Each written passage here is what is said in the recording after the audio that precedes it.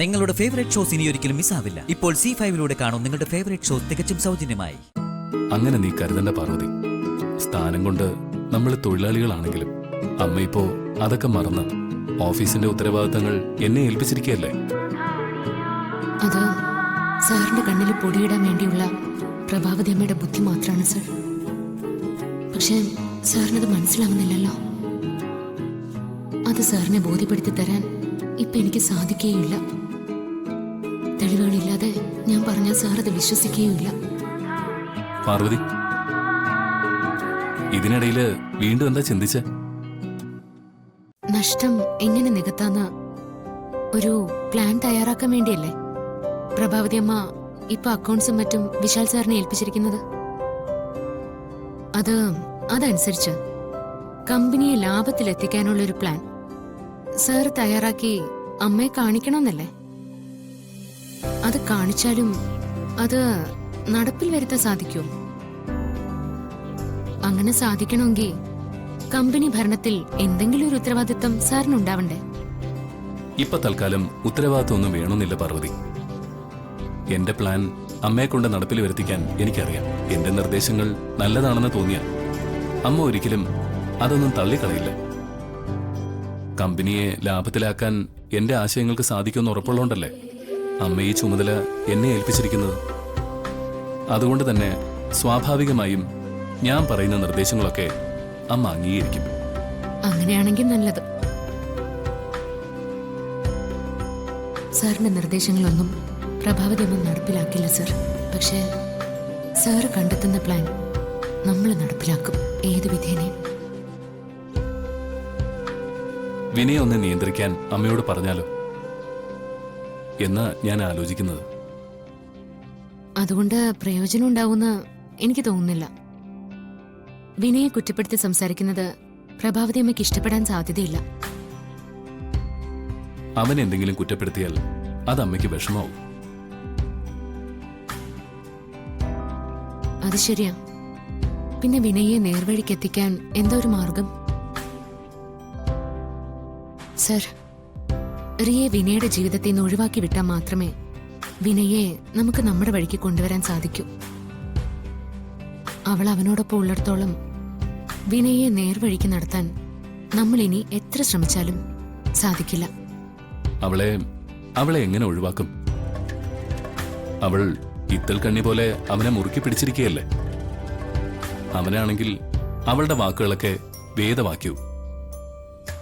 പിന്നെ എന്തു ചെയ്യും?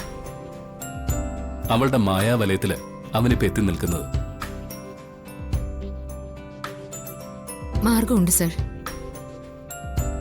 റിയയുടെ യഥാർത്ഥ മുഖം വിനയുടെ മുമ്പിൽ തെളിയിക്കണം.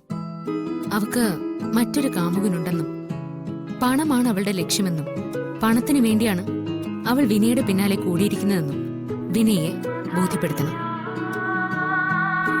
അവന്റെ മുമ്പിൽ അത് തെളിയിക്കണം. ഇത് പറയാൻ എളുപ്പമാണ് പാർവതി. പക്ഷേ ഇത് എത്രത്തോളം സാധിക്കും? ജതിന്റെ കാമുകിയാണ് റിയെന്ന് വിനയ് എങ്ങനെ ധരിപ്പിക്കും? അതിന് തെളിവുകൾ വേണ്ടേ? അവളും ജതിനും തമ്മിലുള്ള ബന്ധം അവൾ അതീവ രഹസ്യമായിട്ടല്ലേ സൂക്ഷിക്കുന്നത്. എന്റെ മനസ്സിൽ ചിലത് തെളിയുന്നുണ്ട്. ആ മാർഗം മിക്കവാറും വിജയിക്കും.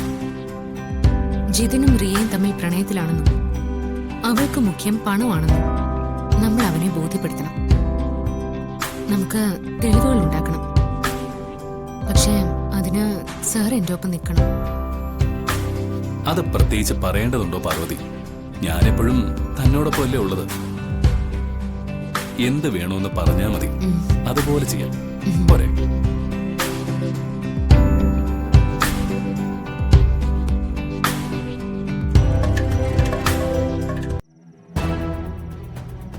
ജിതിന്റെ ഒപ്പമായിരിക്കുമ്പോ ഞാൻ എങ്ങനെ ഇവന്റെ ഫോൺ എടുക്കും? റിയ, ഞാൻ ചോദിച്ചത് കേട്ടില്ലേ? ഞാൻ പറഞ്ഞില്ലേ വിനയ്, എനിക്കിപ്പോ അധിക നേരം ഫോണിൽ സംസാരിക്കുന്നതിനോട് എന്തോ താല്പര്യമില്ല. പിന്നെ ഞാൻ ഓരോരോ ആവശ്യങ്ങൾക്കല്ലേ പുറത്തു പോകുന്നേ. അപ്പോ എന്തെങ്കിലുമൊക്കെ തിരക്ക് വന്നു പോകും. അതുകൊണ്ടാവും എടുക്കാത്തത്. വിനയ്ക്ക് അത് ഊഹിക്കാവുന്നതല്ലേ ഉള്ളൂ. ഞാൻ ഫോൺ അറ്റൻഡ് ചെയ്യാത്തത് വിനയ്ക്ക് പരിഭവമായോ? ഏയ്, ഞാൻ ജസ്റ്റ് നിന്നോട് പറഞ്ഞു എന്നേ ഉള്ളൂ.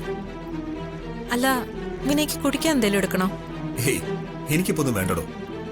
ആ വിനയ്, ഞാനൊരു കാര്യം ചോദിച്ചോട്ടെ? എന്താ? ചോദിച്ചോളൂ.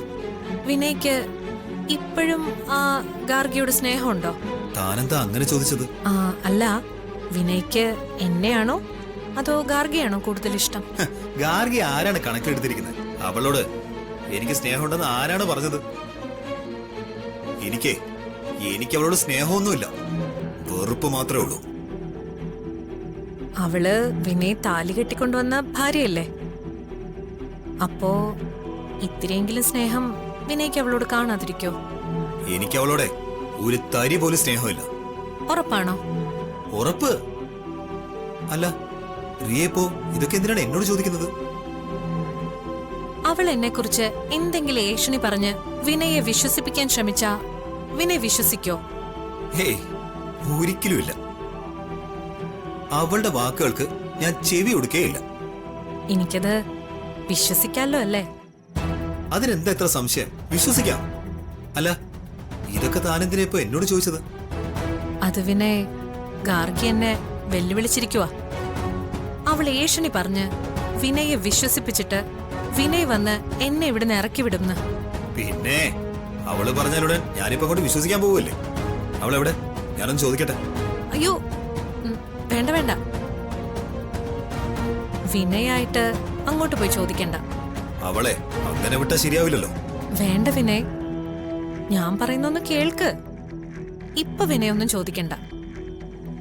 വിനയ് ഒരു കാര്യം മാത്രം ചെയ്താൽ മതി. അവളായിട്ട് എന്നെ കുറിച്ച് എന്തെങ്കിലും പറയാൻ വന്നാ അതിന് ചെവി കൊടുക്കാതിരുന്നാ മാത്രം മതി. അവളെ കാണുന്നത് തന്നെ എനിക്ക് ചതുർത്ഥിയാ. പിന്നെയാണ് അവൾക്ക് ചെവി കൊടുക്കുന്നത്. അതിനൊന്നും എന്നെ കിട്ടില്ലറിയാം. പ്രിയ, നാളെ വൈകുന്നേരം നമുക്കൊരു പാർട്ടിക്ക് പോയാലോ? അത് നാളെ പാർട്ടിക്ക് പോണ്ട വിനയ്. അതെന്താ? നാളെ വൈകുന്നേരത്തേക്ക് വേറെ വല്ല പ്രോഗ്രാം ഉണ്ടോ? അത് പ്രഭാവതി ആന്റി എന്നെ ഒരു ഇമ്പോർട്ടന്റ് കാര്യം ഏൽപ്പിച്ചിരിക്കുക. അതുമായിട്ട് ബന്ധപ്പെട്ട് വൈകുന്നേരം ഒരാളെ കാണാൻ പോകേണ്ടതുണ്ട്. അല്ല റിയ ആരെയാ കാണാൻ പോകുന്നത്? അത് ആരാണെന്ന് പ്രഭാവതി ആന്റിക്ക് മാത്രമേ അറിയൂ. ഞാൻ പോയിട്ട് വന്നിട്ട് എല്ലാം വിശദമായിട്ട് വിനയോട് പറയാം.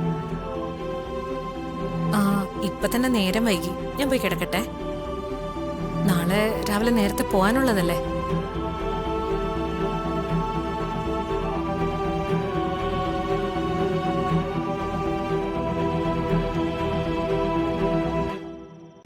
ഡൗൺലോഡ് ചെയ്യൂ C5 ആപ്പ്. കാണൂ എല്ലാ എപ്പിസോഡുകളും സൗജന്യമായി.